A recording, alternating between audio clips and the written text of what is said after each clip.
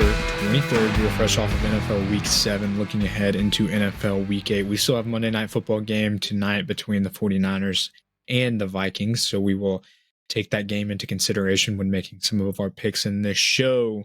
But before we get into it, Brendan, how we doing, man? Sad. I'm sad. To put context in why Brendan's sad, he is a Tennessee Vols fan, as am I. Unfortunately, we had a tough weekend, so we're pretty down bad after that. However, I am not down bad. I went 5-0 on picks this week.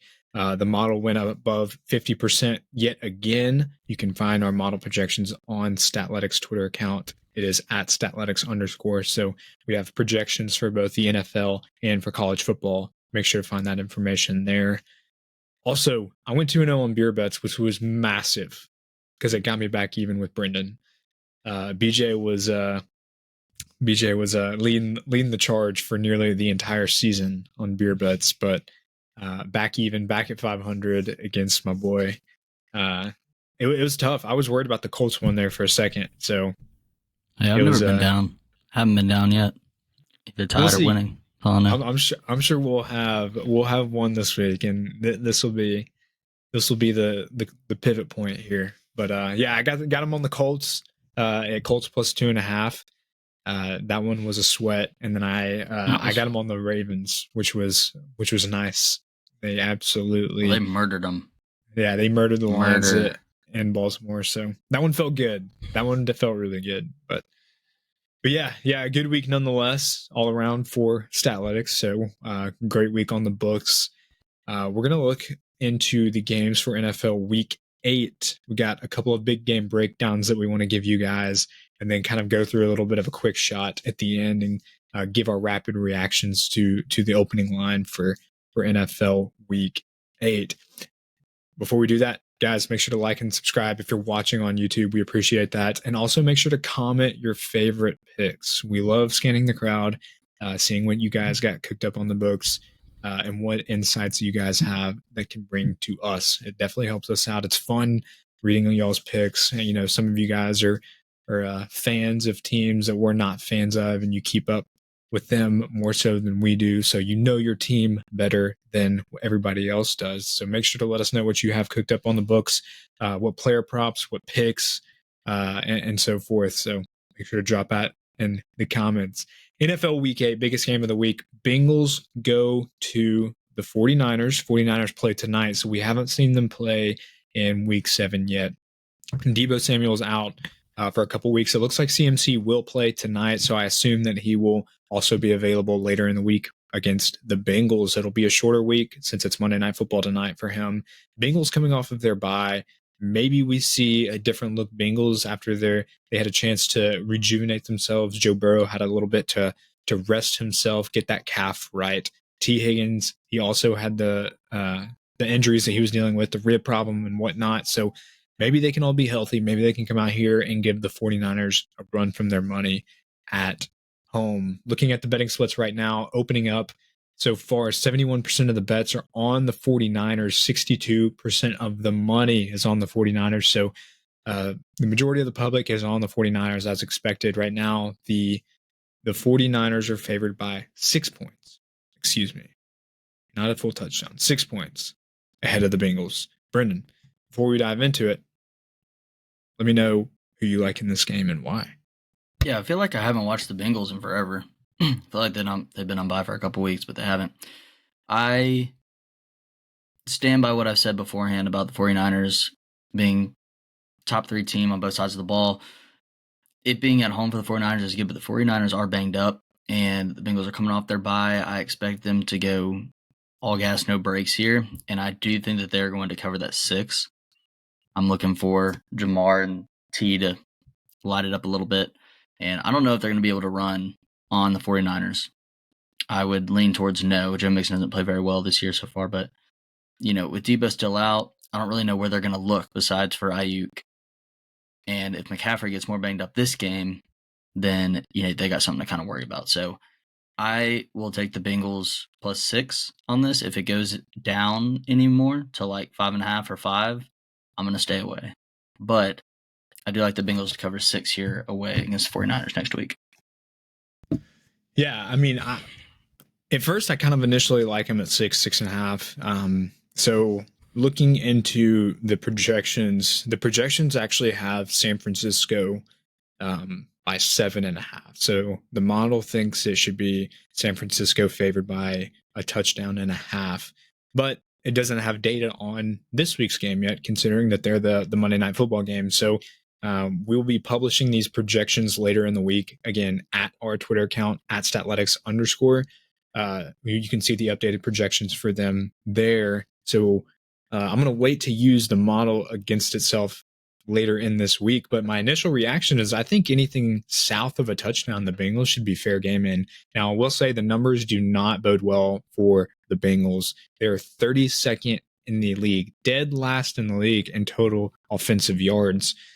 And they are 25th overall in the league in offensive EPA on the offensive side of the ball. And if we switch over to the defensive side of the ball, they're not great. They're not bad by any means, but a little worse than middle of the road. They're 18th overall in offensive EPA allowed. The Bengals are.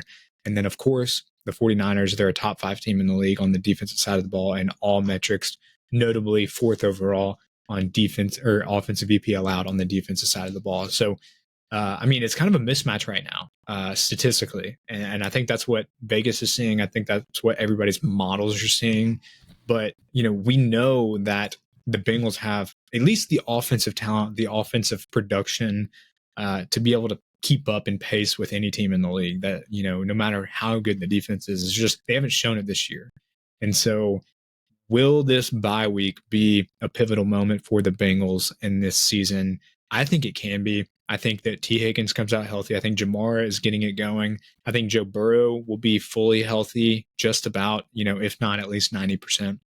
And I think they have a lot of proof. We've seen this from the Bengals before. We've seen the Bengals start slow. And so the only thing that makes me nervous is that it is in San Francisco. It is not a home game for the Bengals. That's my worry here. And depending on what goes on in the Monday Night Football game tonight against the Vikings. But man, I tell you what, I still like the Bengals to cover in this game. Anything south or north of a touchdown, if you can get it, depending on where you look. I'm seeing some books have 6.5, and if you can find it where it's steamed up to a full touchdown, that I recommend doing that. It looks like majority of the money again is on the 49ers as expected. So I like the Bengals here. Snap reaction. This one I'm going to table until the projections come out later in the week with updated data from this week's game for the 49ers. But as of right now, projections have the Bengals plus 7.5 instead of 6.5. But, I think they can do it. I think they can come off this bye well prepared, ready to go against the 49ers. So I wouldn't be surprised if the spread goes up a little bit after this game also. I mean, there's, I could be dead wrong here, but I don't think there's any way that the Vikings are going to be able to run the ball tonight. And, they might, like I said. But they make the Vikings one-dimensional. I mean, I still think that they'll cover the 7 tonight against the Vikings. So it could steam up a little bit more to that full touchdown or 7.5. And at that point, I like the Bengals even better. Mm-hmm. Yeah, I mean, you just gotta watch I'm with you. This is the biggest game of the week in the eyes of the league and the eyes of the fans, and obviously ourselves, considering it's the first matchup that we discuss on the show. But the fact of the matter is, let's table it. Let's watch the 49ers play tonight. And then I'll leave you with this, wait to see what the projections have with the new data. Wait to see what the 49ers do tonight. And if they rack up more injuries, I would especially take that plus 6.5, plus 7 for the Bengals, because they are depleted. They're without Debo. They're without Trent Williams right now, and they're without some key defensive components on that side of the ball. And if they get more banged up tonight, then the Bengals can be a surefire lock for covering that touchdown spread. So keep an eye out for it. Moving on. Underrated game of the week. This might surprise a lot of people. Browns go to Seattle and play the Seahawks. Browns are +3 road underdogs. So Vegas actually likes Seattle in this game by 3 so far. So Browns coming off a thriller against the Colts. That was last week's beer bet between you and I. You had the Browns, I had the Colts. It was a well fought game, surprising over that hit. But will we get Deshaun Watson back? I don't know. There's some weird stuff going on with the chemistry of the team. They sat Deshaun Watson out after going out with the supposed injury. Kevin Stefanski came out and said that they want to play it safe with him. I'm not sure that I buy it. I think they're not riffing. I think there's some bad locker room stuff going on right now between Deshaun and the coaching staff and maybe even the rest of the players. So I'm not sure what I believe, but I will say this line did kind of surprise me coming out favoring the Seahawks. Brendan, what's your snap reaction to this? Let me know. Deshaun should never play again. Dude's a wussy. I don't know what his problem is, but I was wrong about last week. I capitulate that. They should play PJ Walker the rest of the season, or Dorian Thompson-Robinson. It goes to show that their defense, even though they give up a lot of points, I mean, they had a strip sack in the end zone, scored, blocked field goal. Like their defense is legit, and they can really change games. I have no idea what to think about this game. I mean, we saw Jackson Smith and Jigba come in and play with DK out, and he played good. I mean, I feel like it is locked in. Only like two receivers will play well, but I have no idea. I really don't. Like Seattle at home, I just told you right before the show that like I need to stop betting against home underdogs. They're not a home underdog here. Seattle isn't, but I mean, I don't think they will win. But at the same time, I'm like bad at this, so Yeah. So no, hey, give him credit. He has been weeks a rough where he goes on weeks. Heaters. Okay, it's been rough. Couple of weeks. Hey, and that's what I'm here. I'm having some great couple of weeks, and so I feel like we perfectly complement each other with our picks. Whenever you're doing hot, I'm doing not. That's true. Whenever I'm doing hot, you're doing not. So perfect tandem here. We're in the green. That's all that matters on the year. So pivoting back to this game, I feel like the Browns being underdogs in this game, being 3-point underdogs specifically, is just really attributed to PJ Walker being the starting quarterback. Obviously, Deshaun sucks, but he's not Deshaun. I think Deshaun can be a little bit better in facilitating that offense and making plays with his feet. But I think that's what Vegas is doing here. They're assuming that PJ Walker is going to play quarterback, and I understand. Looking at the model projections, it has the Browns favored by 3. So instead of Seahawks favored by 3, it has the Browns favored by 3, which is a surprisingly large discrepancy, but I understand it just due to the nature of the Browns defense, top in the league in nearly every defensive metric that you can think of. The second overall in offensive EPA allowed. It was actually first overall, but the Colts game put some damage to that number. Yeah. So a surprising slip up to that Colts unit on the defensive side of the ball, but still, I think they can bounce back nonetheless. Will be tough going to the 12th man, playing in Seattle in that crowd, but I think they can do it, man. I think they can hold Gino and the boys down. The projections actually have this as a really, really low scoring game. It actually has the total like 34. And I think in this game, it's just had it pulled up. Excuse me 1 second. 39.5. So a full 5-point difference in the total. Model projects a low scoring game in this one. So that doesn't surprise me. That kind of jives with the eye test and with the data. So I think the Browns cover here, man. I think they cover +3. And I think Deshaun ends up playing this week. Even though there's something weird going on, I think this is a bounce back spot for this Browns team who are still in the hunt. They're still in the playoff hunt and they still can be a contender, strictly based off of the production on the defensive side of the ball. What do you think about that? They're just so weird because they're averaging 170 passing yards a game and 150 rushing yards a game, and that's it. Like, that's not good. And still, but they just win. And on the backs of their defense, Like they're giving up 100 under 100 rushing yards a game and 150 passing yards a game. That's what they're giving up on the season. So I mean, their defense is just legit. So I mean, I can get on the back of the low total. What's the total? The total right now is 39.5, 40 Whoa. on some books. It's Yeah. it's low. It's I mean, low. I could get behind it. Yeah, I mean, I could too. I could see this game one being where Pete Carroll is like, just give the ball to Kenneth Walker every play, just give it to him. How's the health of their O line? I don't know the update on there. I mean, they were kind of coming back, and someone else got injured.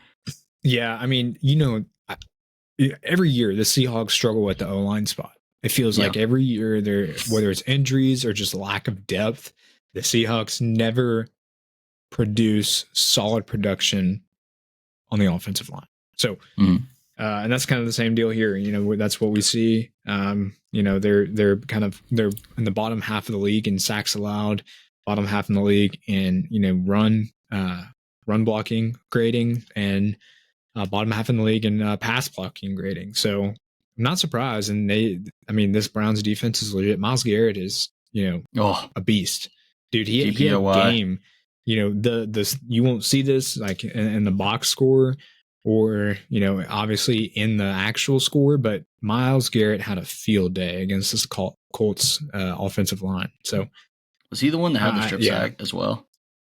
Yes. Yeah. Yeah, he had the strip sack and he jumped over the freaking center and blocked a field goal. That's ridiculous. Blocked it. Yes. He's an alien. Yes. He's literally an alien. That is insane. Yeah. So I like the Browns. Crazy. To cover in this spot. If we take a look at some of those splits, we don't really know anything.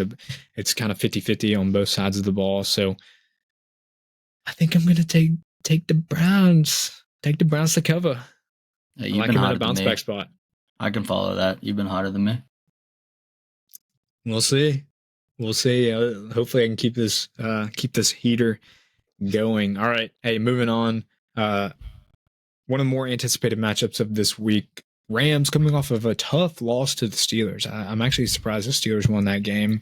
I think the Rams kind of shot themselves in the foot in that one. Rams go to Dallas, play the Cowboys. Cowboys coming off of a bye. Hopefully they're well rested and everybody's healed up a good bit. Man, this Rams team, they kind of surprised everybody with how well they did. Everybody expected them to not do well at all. Again, they are coming off of a loss this week to the Steelers. Cowboys right now are favored by nearly a full touchdown. So it's Rams plus 6.5 on the road at Dallas. Before I dive into any of the numbers, Brendan, what's your gut feel about this line? Let me know. I haven't been impressed with the Cowboys this year at all. Their defense played really well at the beginning of the year, but they played some horrible teams. And the Rams have played a lot better than I thought. They're really struggling at the running back room right now with Ron Rivers and Kyron Williams out. But they brought D. Hendo back, and he had 60 yards. And Royce Freeman, they were able to get kind of a running game. But the Steelers took away Cooper Kupp. I mean, he only had 2 catches, 29 yards.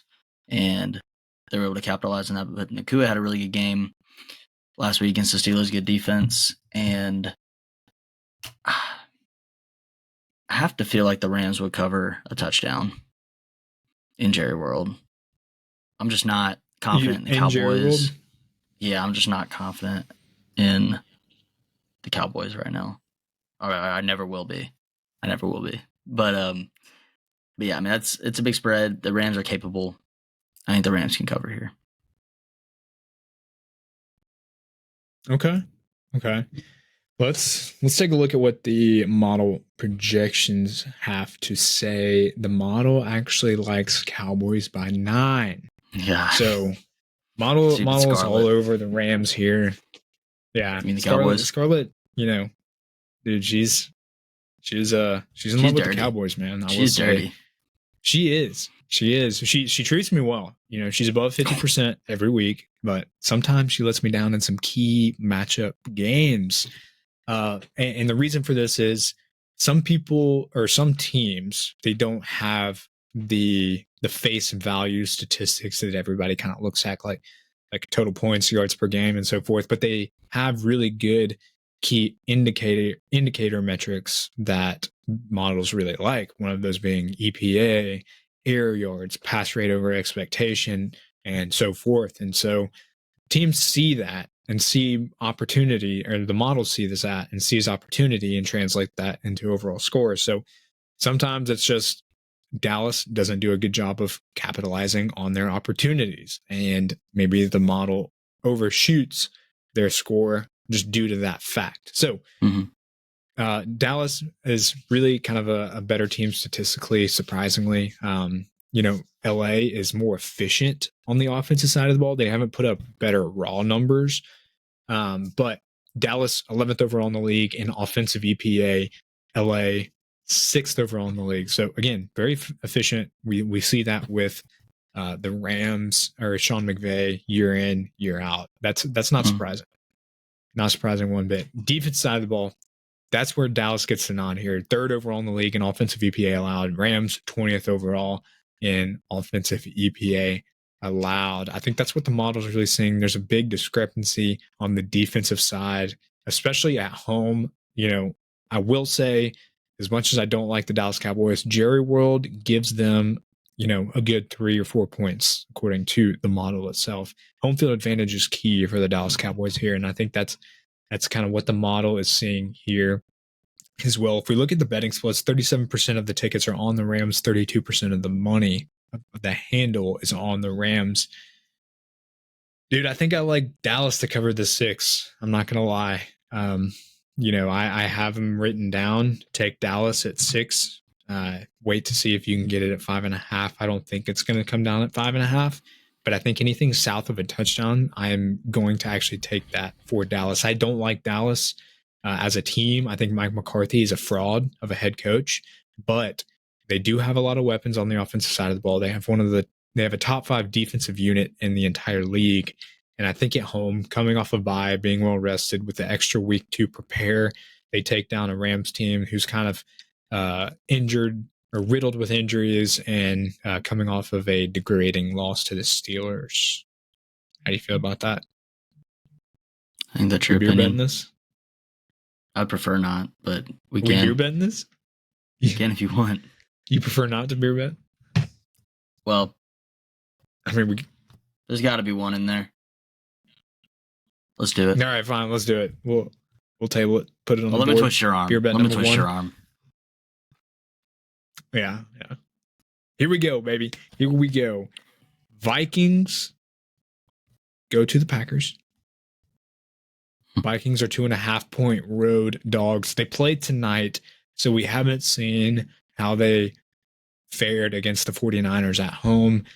We are a wait and see for that. I'll go ahead and give you the model projections for this game, but again, it doesn't have data for the most recent week. However, it'll still give a good estimation.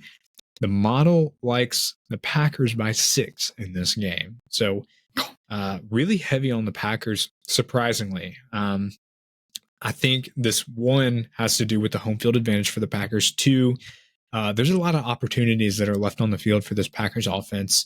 I think that, they air it out. They're rather efficient, but they're just missing certain opportunities. And they also are getting hit by the turnover bug. And so with that being said, we play a team like the Vikings. The Vikings have a lower tier defense. It's actually one of the worst in the leagues. Brian Flores really hasn't done them any favors on the defensive side of the ball. That roster is kind of depleted. They're actually shopping Danielle Hunter around. That's what it kind of sounds like. So we could see some guys being shipped out of this Vikings team, specifically this Vikings defense, in the near future. Looking at some of the betting splits, 76% of the total bets are on the Vikings. However, 51% of the money, the handle, is on the Packers. Packers, again, 2.5-point home favorites in Lambeau. This is a 42-point total as well. So lower point total. I kind of like the Packers 2.5. That's what I had in my books, just based off the projections and the home field advantage. Brendan, who do you like in this game? Yeah, the Packers are not very good. But, they were able to prey on a bad Bears defense to start, and it looked like, oh gosh, Jordan loves him. But they're coming back down to earth. He's going to turn the ball over. You know he is. But I like the Packers in Lambeau. I bet a bunch against home favorites, like small home favorites last week, and that did not do well for me. And because home field does matter, I'm going to take the Packers here. I think the Vikings lose tonight, and the Vikings lose next week. But I like 2.5 with the Packers. Yeah, I also like the Packers because I think I know that they just lost to the Broncos. It was an ugly, ugly, ugly loss. I'm not going to defend them in there, but I think that people forget the Packers are the youngest team in the league. There's no question like that.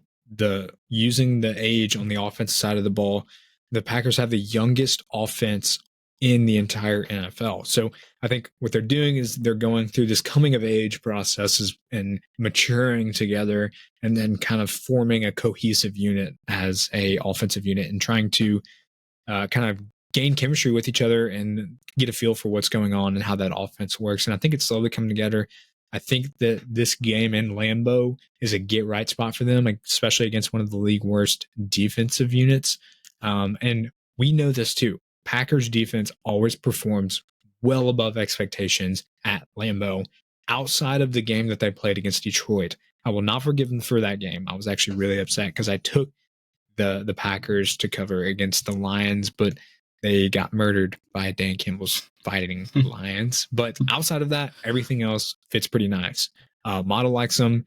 I like them. Statistically speaking, I think the Packers can get it done. Anything short of a field goal for me for the Packers, I'm on. I'm hitting that up. If Jordan Love is going to capitalize on the defense with Dobbs and Christian Watson, he's got to do it against this one. And Aaron Jones only had 11 touches last week. They've been playing without him or hobbled him. I don't know if he was. I mean, I would have to think he was on a pitch count per se last week, getting only 8 carries and he caught 3 balls. But he's a game changer if he's healthy. And so another week where he can heal up, I think that they'll be able to cover that 2.5 against Vikings at home. Yeah. All right, it should be a good one. Underrated matchup. Moving on, Bucks go to the Bills. Both teams coming off of pretty ugly losses. No way to sugarcoat it. Bucks, they should have easily beat the Falcons last week. Falcons fumbled the ball in the red zone 3 times, but yet they still beat it out against the Bucks. Love my Dirty Birds, but Bucks, again, degrading loss for them. Bills go to New England and lose to what is seemingly one of the league's worst teams. Maybe not. Who knows? They did just beat the Bills, but the Bills are struggling, man. They're 4-3 right now. Not what everybody expected coming into this year. So Bills need this. This game is at Buffalo. So this is a get right spot for them. I think that, they're going to be frustrated. They're going to be trying to tune up their offense and tune up their defense and get right for the home stretch here. And I think it's just a bad spot for the Bills, hands down. The Bucks are coming in there as 8.5-point road dogs, 7.5 on some books. Point total is around 42, 41 on some books as well. So it's a lower point total. And truthfully, books don't even expect Bucks to be able to put many points up if you look at the team total splits. So, this is a tough spot for the Bills. I'm not going to lie. I don't know if they can keep it close, but again, 8.5 is a rather large spread. Before I dive into any of the numbers and what my picks are, Brendan, what do you feel about this line? Buffalo seems to normally, in get back spots, they'll be good. They get back and get back spots, especially coming here at home. The biggest thing that I want to point out here is Baker Mayfield is not a good quarterback. He's been spending all of his time at the beach in Tampa Bay, and he's got to go to Buffalo, where the weather to this point has a high of 57 with a 50% chance of rain.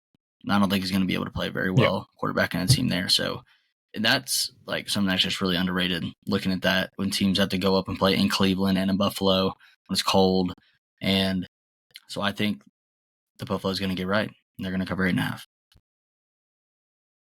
Yeah, I mean, and if you can find it on 7.5 in some books, check that number. I'm seeing it on a few here myself. Looking at the numbers early in the week, 90% of the bets are on Buffalo. 93% of the tickets are on Buffalo. This bodes well. again for Buffalo this game, there's the majority of the public is on Buffalo heavy. So that doesn't make me feel too great. However, there's no large discrepancy between the percentage of bets and the percentage of money to make me fear anything in particular. But yeah, I like it at 7.5. My projections have Bills by 7, so a little lower than the Vegas spread. But again, I think if you strictly feel off the vibes, I think that they can easily cover 7.5, 8, and a get right spot if their offense performs up to expectations. That's a big indicator there. Their offense can easily do this, but will they? I don't know. There seems to be some sort of the inability to riff together. The timing seems off, and one thing too is I will say, kind of in playing contrarian to my own take, is the Bills' defense is depleted. We remember that game in London against the Jags.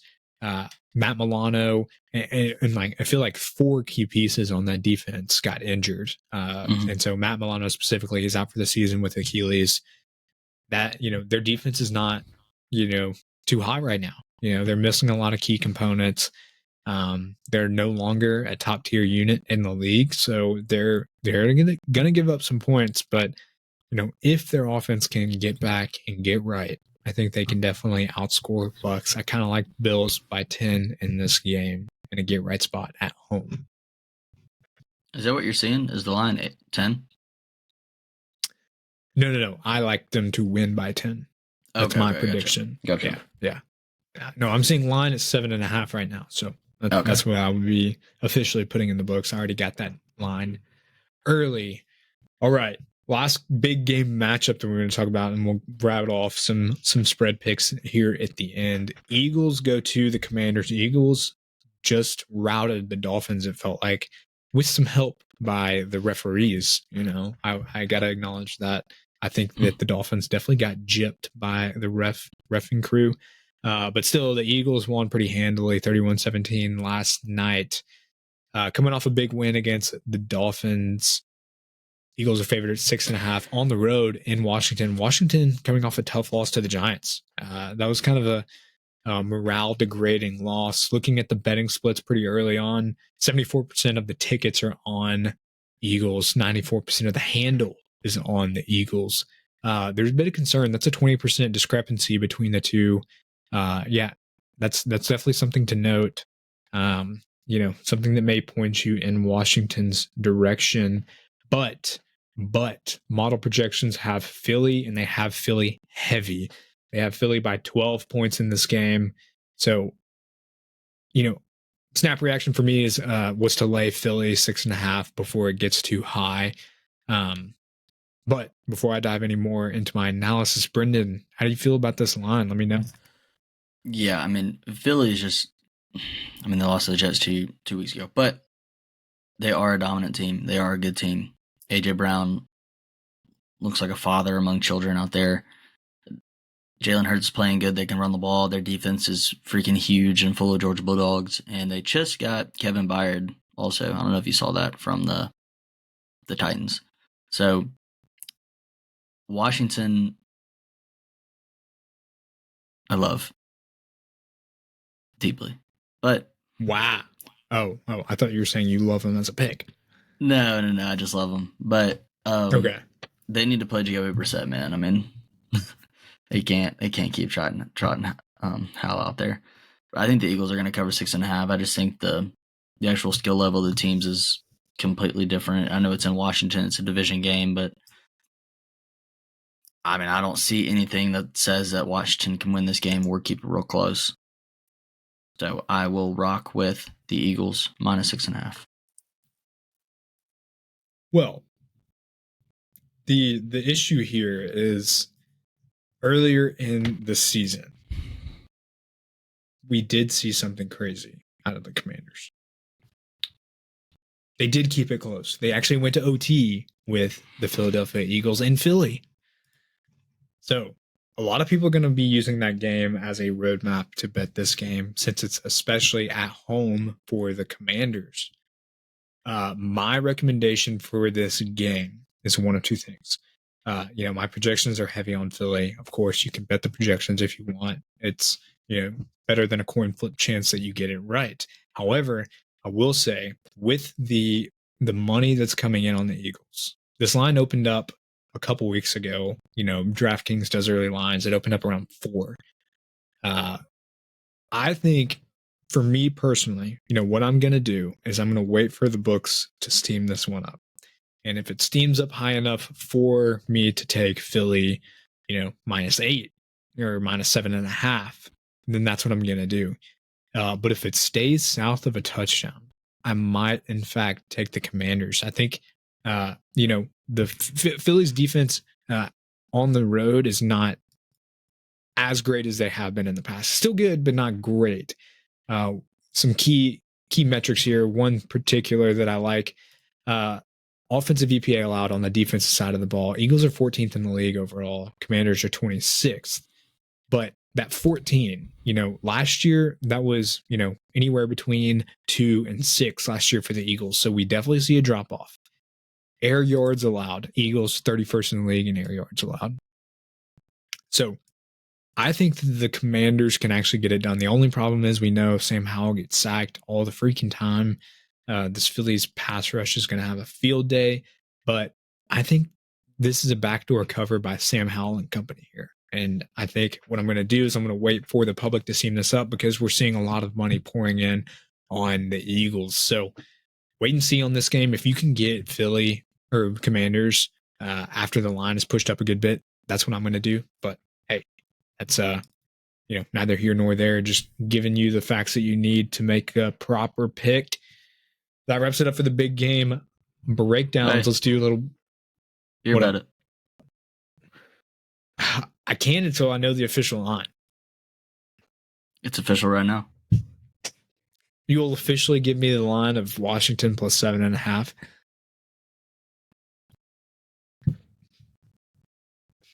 Six and a half. Nope, I can't do it. That's the thing. Dude, it's telling me 6.5 right here. I know. But my whole point, my whole take was wait and see if you can get Washington 7.5. Okay, then fine. We won't do it. Maybe later in the week we'll do it. All right, hey, let's do a little quick shot. Rattle off some picks that we like here. Patriots go to Miami, play the Dolphins. Dolphins are -9 home favorites. Who do you like in this game and why? Oh my gosh! Rapid reaction. Here we go. My Miami. I mean, I can't ride up here then. Okay. I can't. Yeah. Fair. Miami. Chiefs go to Denver, play the Broncos. Chiefs are 7.5-point road favorites against Denver. What do you think? I'll take them 7.5. Chiefs. I will too. Chiefs win by 10. Bears 8.5-point road underdogs against the Chargers. Who do you like in this game? Give me the Bears. Okay. Tyson Bagent. All right. He's 1-0. Jags go to Pittsburgh, play the Steelers. Steelers are 2.5-point home underdogs. Who do you like in this? Give me the Steelers, baby. Okay, I'll take the Jags. Give them to me. Saints go to Colts. Colts are 1-point home favorites. Who do you like? Colts. Good pick. Falcons go to Tennessee, play the Titans. Titans are 2.5-point home underdogs. Who do you like here? Ugh. Falcons. Bijan is going to have a headache. Whoops. Texans go to Carolina, play the Panthers. Panthers are +3 home underdogs. Who do you like in this game? Texans. Panthers. Ooh, okay. That's a good one. I like it. Okay.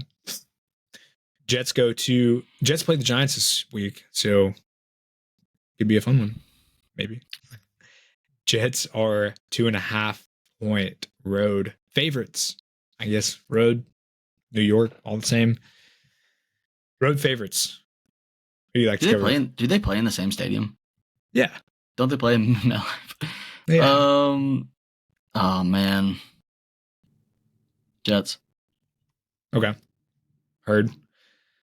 Ravens go to the Cardinals. Cardinals are 8.5-point home dogs. Ravens. Cardinals. Raiders go to the Lions. This is a Monday Night Football game here. The Lions are 8-point home favorites against the Raiders. They're at home, though. They're at home. Lions. Same. All right. Hey, that wraps it up for our NFL Week 8 show. Guys, we appreciate you listening, and we will be back here next week for NFL Week 9. We also do a lot of college football content. Make sure to find that there. Also, find our projections at Statletics_on X. We'll talk to you guys next week.